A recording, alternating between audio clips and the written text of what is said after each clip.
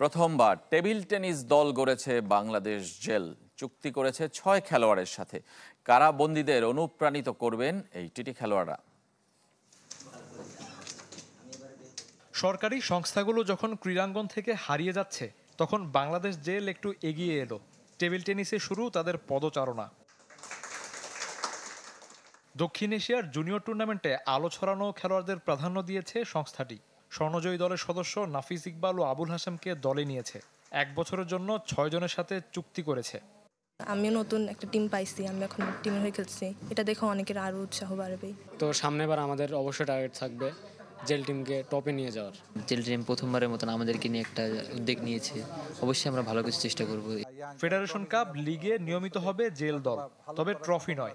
খেলাটির উন্নয়নে ভূমিকা রাখাই লক্ষ্য তাদের। এবং সত্যিকার অর্থে আমার টার্গেট কিন্তু চ্যাম্পিয়নশিপ অর্জন করা না, ওদেরকে বেসিক্যালি সহায়তা করা, যাতে ভবিষ্যতে তারা জাতীয় তারকা অথবা আন্তর্জাতিক তারকা হয়ে উঠতে পারে।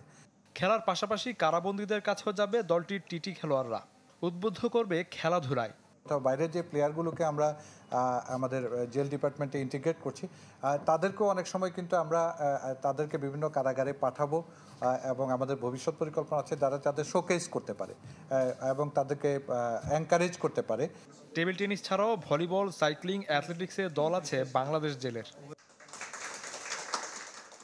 শফিউদ্দিন শাওন, চ্যানেল 24, ঢাকা।